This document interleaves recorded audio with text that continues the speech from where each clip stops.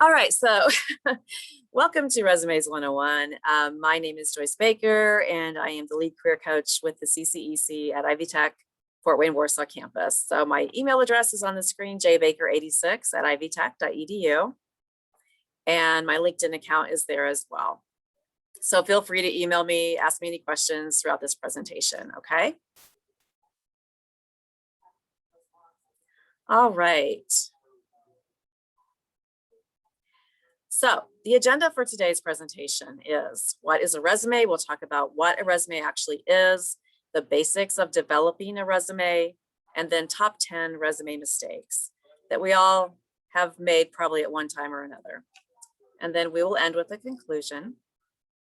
So a resume is a brief written account of personal, educational, and professional qualifications and experience as prepared by an applicant for a job. It's a summing up, a summary. So it is not a long, drawn out story about who you are, but it is a very concise summary, and it hopefully can fit onto one page. So that kind of lets you know how much information you should include on your resume.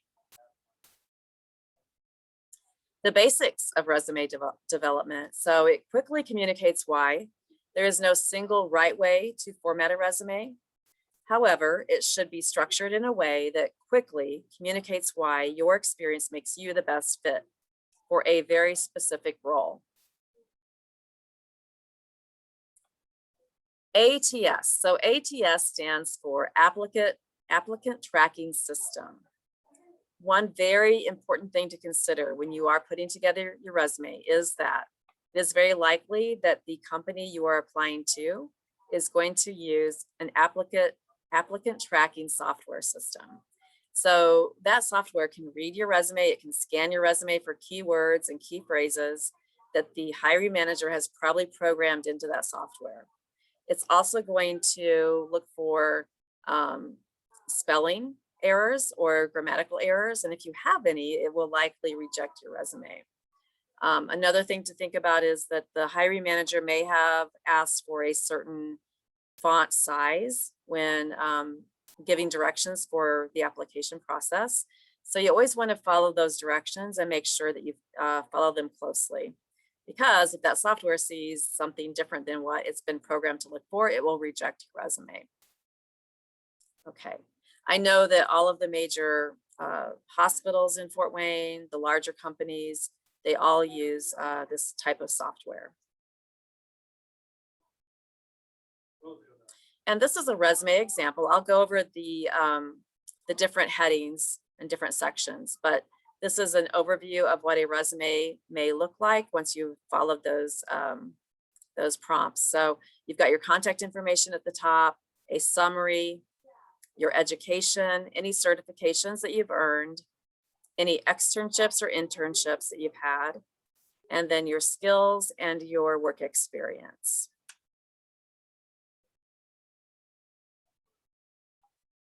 All right. So step one, your personal information. This is seems very elementary, but it's really, really important that you have current information. So your name at the top, and then an email address that you've designated for your job search, and a phone number. So when including your address, you can include either your full address or just the city and state that you live in. It's not really necessary to have a mailing address on your resume. And one reason for that is that you're probably not going to have anything actually mailed to you. Another reason is that it's really more secure not to put your mailing address on your resume because it will be submitted online more than likely. Either that or it will be emailed to someone. So it's better not to include your full mailing address. And then once you've developed your LinkedIn profile, it's a really good idea to include your LinkedIn URL within your header. Because the thing is, they are definitely going to do a search for your name online, and you want them to find a professional representation of you. And the best place to do that is on LinkedIn. So if any of you need help with your LinkedIn account, please let me know. I'd be very happy to help you with that. Any questions so far about the personal information? Okay. I do want to say a couple more things about it. So you want to include your cell phone number. And another thing when it comes to your cell phone is make sure that your outgoing message in your voicemail is very professional. So if they're calling you and they're leaving you a message, you want to make sure your outgoing message is professional, and also make sure that your voicemail box is not full so that they can actually leave you a message. The email address should be something professional and not something that maybe you've created when you were, say, in junior high school or something. So make sure it's some form of your name. What? Okay, and next is the professional summary. So this is just a brief statement, kind of highlighting your strengths and some very specific traits that you have that make you the best fit for the job.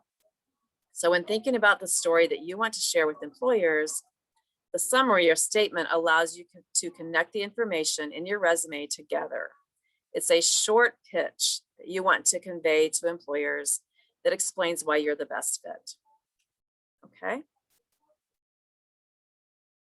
So more about the summary. It is customized. The summary is customized to fit the job that you want.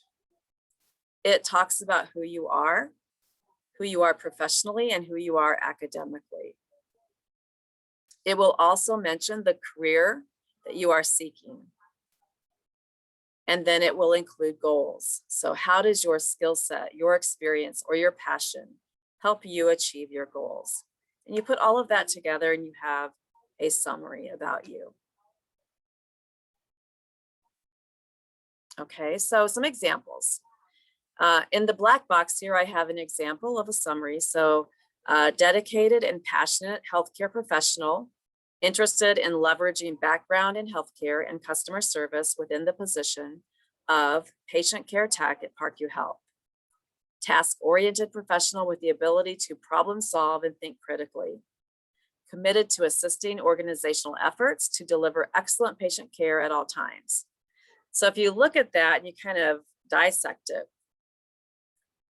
in the summary, the actual position was stated, the career path, the career focus is stated, healthcare. The position is patient care tech, and it's at Parkview Health. And then this person was able to throw in a few characteristics and traits that make them a good fit for that position. So dedicated, passionate, able to problem solve and think critically. Okay, so questions the summary should answer. Who are you academically and professionally?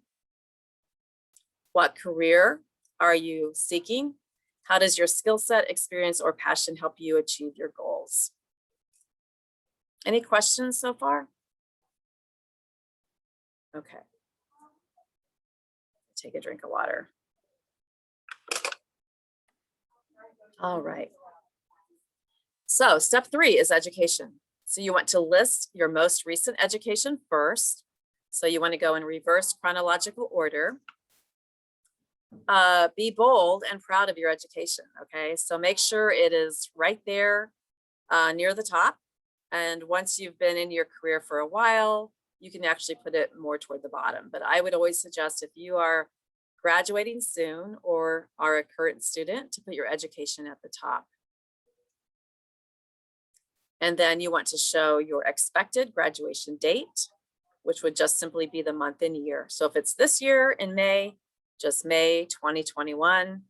If it's next year, May 2022 and on. You don't have to really give the exact date, but just the month and year. So here's an example of how to format your education. So in this example, this individual is a healthcare specialist student. So we have Associate of Applied Science, comma, Healthcare Specialist in bold. Underneath, Ivy Tech Community College, comma, Fort Wayne, Indiana. And then off to the right, expected May 2021. Okay. Any questions about how to format education? I'm checking the chat as well to see if there are any comments in the chat. Okay. Step 4 is experience. So you want to, once again, list your most recent experience first. So reverse chronological order. Experience includes involvement in employment, internships, apprenticeships, externships, or any other experience that relates to the role that you want. So include your title first, followed by the organization, their location, so not the address, but city, state, dates of the experience, and just 3 to 4 bullets underneath that describe what you did or what you do. And we'll take a look at an example of that. So here we have sales associate in bold, underneath Walmart, comma, Fort Wayne, Indiana. And then off to the right, August 2019 is when this person started and they currently work there, so to present. So August 2019 - present. And then underneath, 5 bullets that just describe what this person does there. We have provide excellent customer service, communicate effectively with coworkers, demonstrate successful teamwork, stock shelves quickly and correctly, and train new team members. And so I like this example because this person works at Walmart and they may think they don't have that many, skills or qualifications.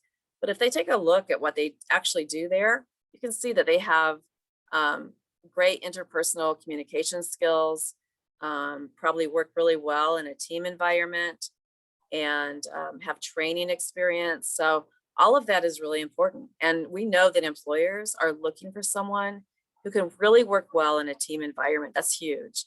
And being able to communicate is really big as well. So all five of these traits, these qualifications are very important and relevant. Other sections for experience can include community or volunteer experience, presentations you may have delivered, say at another job or academically in one of your classes, campus engagement. So I know Ivy Tech has many different organizations you can belong to. You could list those. Any relevant coursework. Let's say you're getting a degree in computer science as an example, but maybe you don't have experience yet. Well, you could list some of those courses you've had so far that are very relevant to the job that you're looking for. Leadership experiences, any projects you've done while a student that you could list that are relevant. And then, like I said, student organizations or societies. And I think the point to this is, I know a lot of students I talk to feel like they don't have that much experience, but you can pull from so many different areas and list those experiences under your experience heading. Okay, any questions so far about experience? Okay, so the next step would be to list your skills. I also like to call this professional qualifications. But this is a way that you can really demonstrate that you have both transferable skills and occupational skills. So what is the difference between the two? Transferable skills are skills that you currently possess that can be transferred from one employer to another, from one job to another, such as teamwork, leadership, personal motivation, organizational skills, the ability to listen. That's actually huge. Not someone who just talks all the time, but also listens. Written communication and verbal communication. Those are skills that you take with you wherever you go. Now, the occupational skills are a set of knowledge-based skills that you need for a very specific job or occupation. So some examples might be proficiency with Microsoft Office applications. And I can tell you that is a qualification that just about every job description looks for. Just about every job description is going to have proficiency with Microsoft Office applications on it. Programming, that would be a very specific occupational skill. the ability to take vitals if you are working in healthcare, the ability to perform phlebotomy. So you don't just know how to draw blood from someone. You have to learn how to do that, right? The ability to use hand tools. So these are specific occupational skills. Any questions so far? Okay. And so now we're back to the entire resume. And so you can see how all of this, all the different sections fit together to make a resume that's very easy to read. And it really has everything that the employer is looking for on the resume. So contact information, the summary, education is next. This certification is one that the student earned outside of their education at Ivy Tech. So it's a separate certification. And then an externship at Lutheran Life Villages. Skills that are relevant to the job this person wants, and then experience. If you can get it all on one page, that would be fantastic. Recruiters spend about 8 seconds looking at a resume. So it's really important that you don't have a resume that's too long. Okay, so let's go over the top 10 resume mistakes, and we're almost done with this presentation. Actually, it's a quick one. Number 1, spelling and grammar errors. So this can really disqualify you from getting an interview. The thing is, recruiters have so many resumes they have to look at. And if they have one with errors on it, then they can easily say, okay, that's a reason to put that one aside. On to the next. So I would always suggest that you have someone you trust, maybe 2 or 3 people actually, proofread your resume to make sure you don't have any spelling and grammar errors. Also be sure to spell out all acronyms and abbreviations. This is important. So, the fact is, we talked about the applicant tracking software. They may have programmed that software to look for an acronym, or they may have programmed it to look for the spelled out version of that acronym. So that's why you want to make sure that you have both on your resume. Incorrect or missing contact information. This is pretty obvious. This would just make it really hard for the employer to do any follow-up with you. So make sure your email address is current, is accurate. Make sure that your phone number is also accurate and current. Number 3, using an unprofessional email address. So I mentioned this briefly, but just use your first name and last name as your preferred email address. You can easily do that with Gmail. And then it's really best not to maybe use an email address that you had when you were, say, in junior high school. I've seen a few, as an example, I've seen one that's like hotmama@hotmail.com. I mean, that's just not, not professional. So use a form of your name. Okay.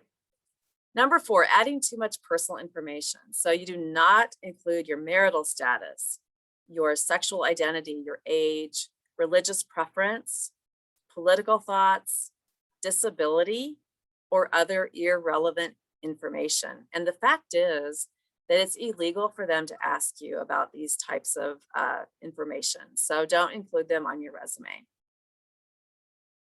Number 5, not explaining your experience. So listing your job duties does not tell employers the impact you had in a previous role. So you really need to craft detailed accomplishment statements that align with the role you are applying to.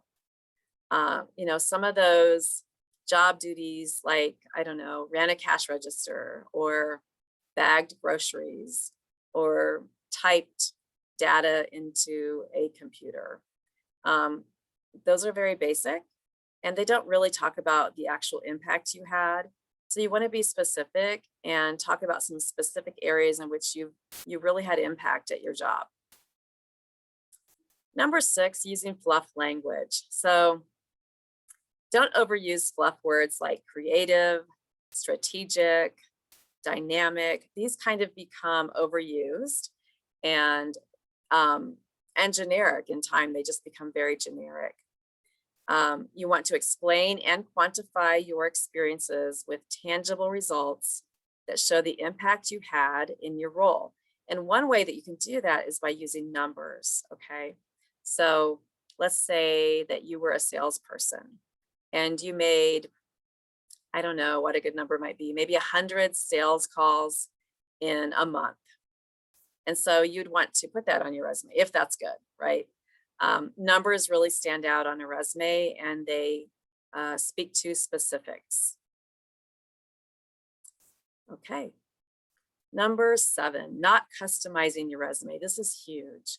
So if you don't customize your resume for the role you're applying to, it really shows a lack of effort on your part. You cannot send out one resume that just goes out to every job you're applying to. It needs to be tailored and needs to be specific to that job.